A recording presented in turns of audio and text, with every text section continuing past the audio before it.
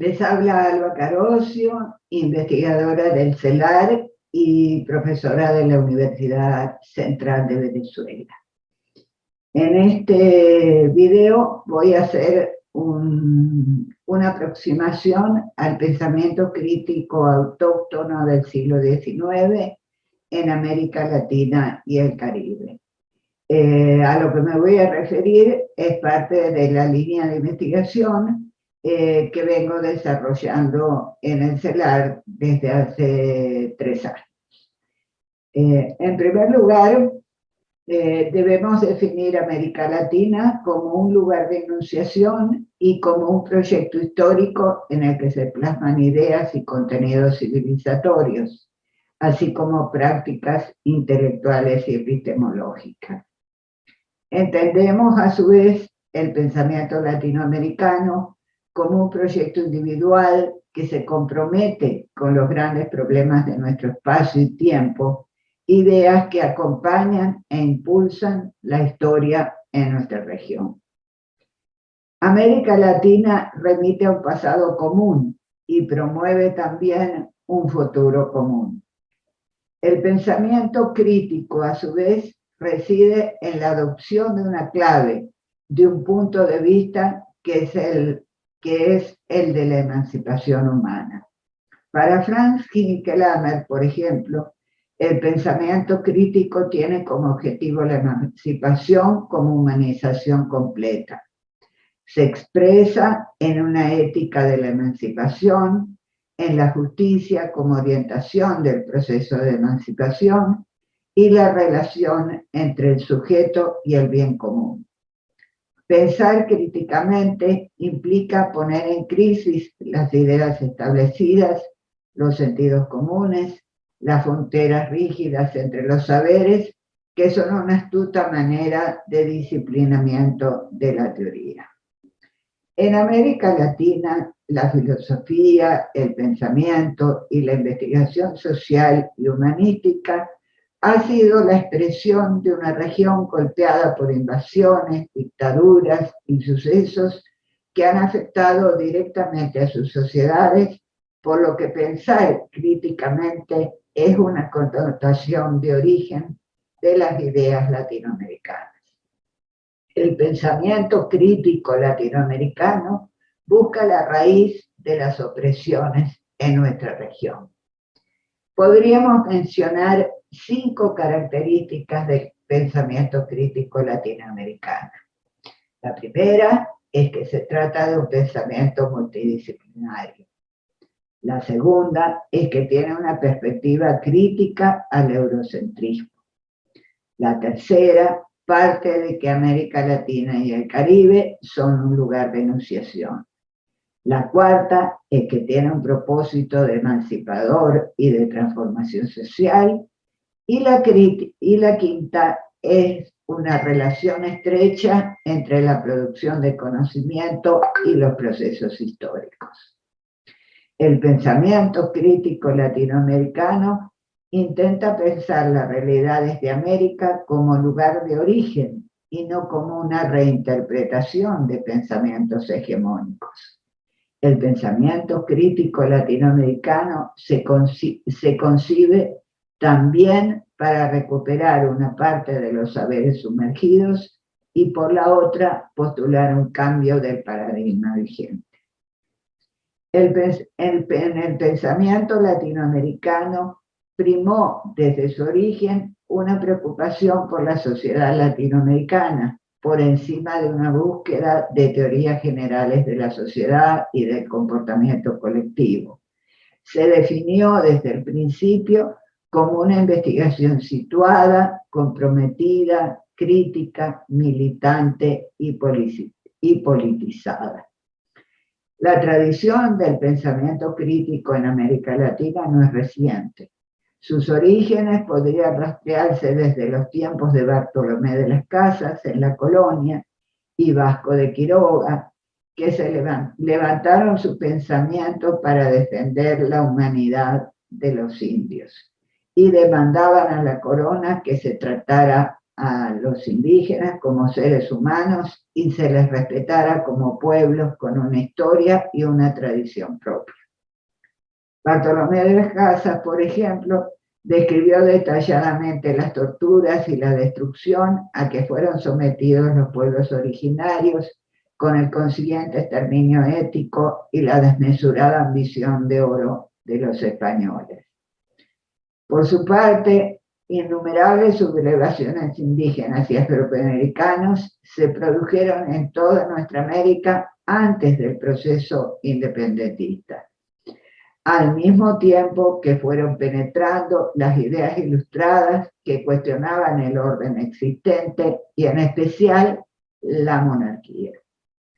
Rasgos comunes del pensamiento ilustrado latinoamericano y caribeño fueron la asimilación del racionalismo, la exaltación de la ciencia, la crítica social y reforma política y sobre todo la insistencia de la educación. Los independentistas pensaban el destino que querían para América. Buscaban separarse del pasado colonial y encontrar nuevas sendas para construir las naciones. Por ejemplo, en el pensamiento bolivariano y mirandino adquiere gran valor la búsqueda de una definición de lo americano, por dos razones concretas. Primero, la necesidad de construir una identidad política y cultural que sea capaz de activar solidaridades hemisféricas en torno al proceso independentista, y segundo, el desarrollo discursivo de esas identidades como sustrato novedoso en lo material y en lo simbólico para crear condiciones socioculturales que propicien el nuevo orden republicano que impulsa el proyecto independentista. Para nosotros, la patria es América, nuestros enemigos los españoles, nuestra enseña la independencia y la libertad, afirma Bolívar. Ahí se resume la perspectiva crítica del eurocentrismo. Simón Rodríguez sostenía: ¿dónde iremos a buscar modelos? La América española es original y original han de ser sus instituciones y su gobierno. Originales los medios de fundar unas y otras. O inventamos o erramos. A su vez, Mariano Moreno en el sur sostenía: la libertad de los pueblos no consiste en palabras, ni debe existir en papeles solamente. Cualquier déspota puede obligar a sus esclavos a que canten himnos de libertad. Y este cántico maquinal es muy compatible con las cadenas y la opresión de los que lo entonan. Si deseamos que los pueblos sean libres, debemos observar religiosamente el sagrado dogma de la igualdad. José Gervasio Artigas, desde el Uruguay, pretendió dar prioridad a las transformaciones sociales necesarias para mejorar la vida de los pueblos. En 1815 realizó la primera reforma agraria de América Latina con su reglamento provisorio de la provincia oriental para el fomento de la campaña y la seguridad de sus hacendados, que fue una necesidad para el desarrollo económico y la justicia social. En el reglamento especificaba: los más infelices serán los más privilegiados, y en consecuencia los negros libres, los zambos de esta clase, los indios, los criollos pobres, todos podrán ser agraciados con suertes de estancia si con su trabajo y su hombría de bien propenden a la felicidad y a la de la provincia. En la etapa posterior a la independencia, la tarea prioritaria fue la organización de los nuevos estados. Lograda la independencia política y jurídica del dominio colonial español, se entraba en una segunda fase, más profundamente liberadora, que se concebía como una segunda independencia o emancipación mental, e incluía una cultura cívica autónoma diferenciada de la herencia española y colonial. Se abre así el periodo que Roberto Fernández Retamar denominó diseñando la patria del criollo, que planteaba la construcción nacional como versiones localizadas de países europeos considerados desarrollados. Para Bello, por ejemplo, somos más occidentales que los occidentales europeos. Bello expresó: comparemos a Europa y a nuestra afortunada América con los sombríos imperios del Asia o con las hordas africanas en que el hombre es apenas superior a los brutos. Las ideas de don Andrés Bello apuntan hacia un constante progreso en los órdenes institucional, político y educacional para ser mejores países. La lucha entre la civilización y la barbarie fue expresada por Domingo Faustino Sarmiento en Facundo, publicado por primera vez en Chile en 1845, como contraposición de dos fuerzas, la una civilizada, constitucional, con raíces europeas, y la otra bárbara, arbitraria y americana. Sin embargo, esas ideas no reinaron solas, no fueron ideas absolutamente predominantes. Continuamente había también un rescate de lo que los criollos y los nacidos en América podían aportar. Esteban Echeverría, por ejemplo, en su obra El dogma socialista, defiende la igualdad y la democracia como principios de la sociedad que deben difundirse a través de la educación. Juan Bautista Alberdi, por supuesto, en Bases y puntos de partida para la organización política, consideraba que las repúblicas de América del Sur son producto y testimonio vivo de la acción de Europa en América. Sin embargo, no todos los intelectuales de la época pensaron de la misma manera. Por ejemplo, Francisco Bilbao, chileno, liberal, radical y americanista por vocación, denuncia la utilización hipócrita de la palabra civilización para cubrir los crímenes y el exterminio de los indígenas. En su obra, El Evangelio Americano, se propone dar forma a la razón emancipada, que es la verdadera civilización que debe desplegarse en América en torno a un gobierno de libertad e igualdad.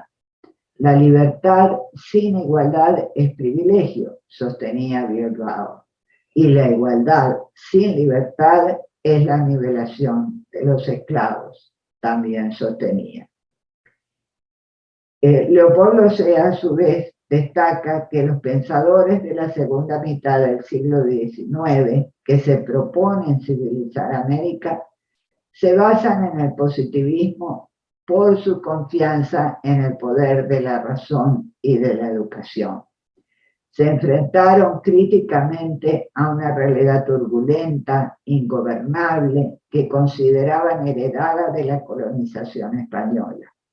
El positivismo les sirvió de orientación en su ideal kantiano de orden y de progreso.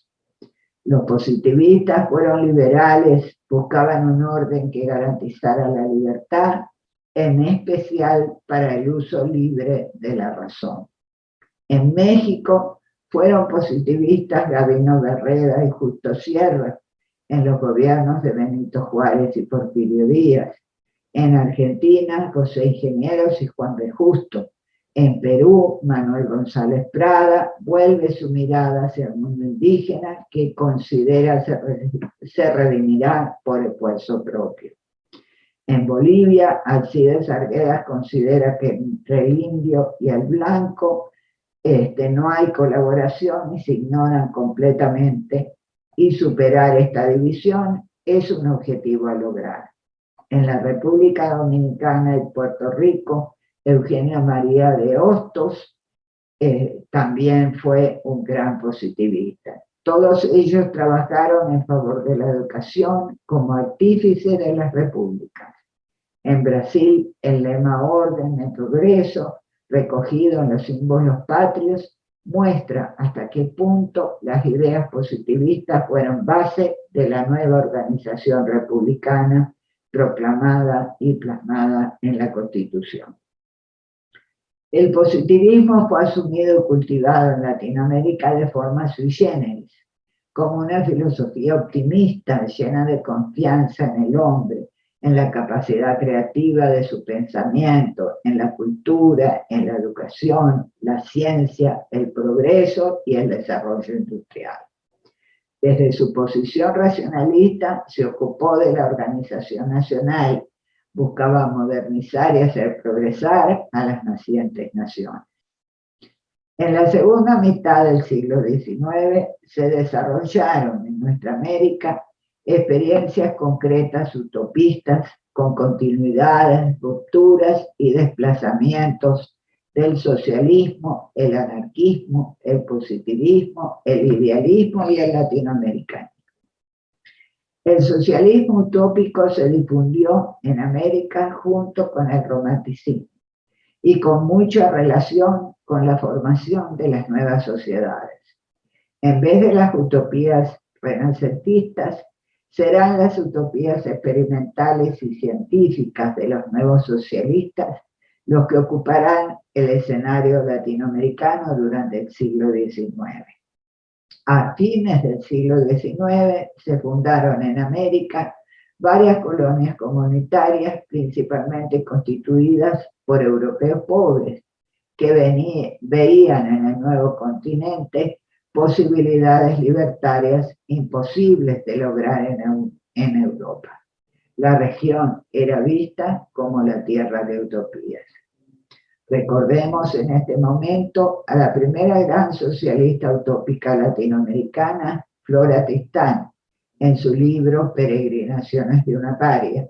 Reconoce la influencia que tuvo en su pensamiento su viaje a Perú, donde entra en contacto con una sociedad en revolución, que evalúa como una promesa. En ella ve injusticias, intereses de clase y opresión, pero también siente que hay una potencia y, por ejemplo, destaca la libertad que las mujeres lograban con estrategias tales como las tapadas de Lima, su encuentro con la Mariscala, convencida de que ningún movimiento revolucionario podría hacerse sin la participación de las mujeres. Los igualitaristas chilenos, así como los románticos argentinos, conjugaron el socialismo utópico y el liberalismo con el anarquismo, que sobre todo se impuso en la naciente clase obrera industrial, conformada por una mayoría inmigrante. José Ignacio Abreu de Lima participó en el ejército de Simón Bolívar y volvió a Brasil con el grado de general. Allí escribió su obra El socialismo, donde lo define como un designio de la providencia y una tendencia de todo el género humano para convertirse o formar una sola e inmensa familia. En Brasil se produce en 1844 la Revolución de los Farrapos en Río Grande do Sul y en 1890 la Rebelión de los Canudos, que fundan una ciudad santa destruida por el ejército luego en 1897. Ambas experiencias tienen un sentido igualitarista y un sentido de renacimiento en un nuevo espacio. En 1877, por su parte, se inician en México las sublevaciones campesinas de los planes de Barranca y Sierra Gorda, de inspiraciones sociales y libertarias. El socialismo utópico se continúa e imbrica con el anarquismo. Anarquistas italianos estuvieron refugiados en Argentina y Brasil. Allí instalaron, por ejemplo, la colonia socialista en Palmeira, Brasil, que duró 4 años debido a la escasez de medios y resultados económicos. Quiere decir entonces que lo que define las posiciones socialistas y anarquistas latinoamericanas de la época fue su tono fuertemente ético, que se va a articular con el pensamiento identitario en la reivindicación de lo popular, en la aplicación del marxismo para entender la realidad nacional y en el énfasis en la justicia y la denuncia de la penetración imperialista. Así, para Leopoldo Sea hubo siempre, desde el principio en el siglo XIX, una voluntad para revelar el ser americano, la identidad latinoamericana de tipo plural e integradora, donde los referentes y las alteridades se dan como elementos disgregativos, son menos significativos que los que se articulan para afirmarla y producirla. La identidad representa el piso en el cual la unidad se materializa, no solo en lo cultural, sino también en lo político y en lo social. La transición del pensamiento latinoamericano al siglo XX va a su vez a generar ideas que tienen como centro asumir la realidad y la historia propia como condición del proyecto social. Muchas gracias.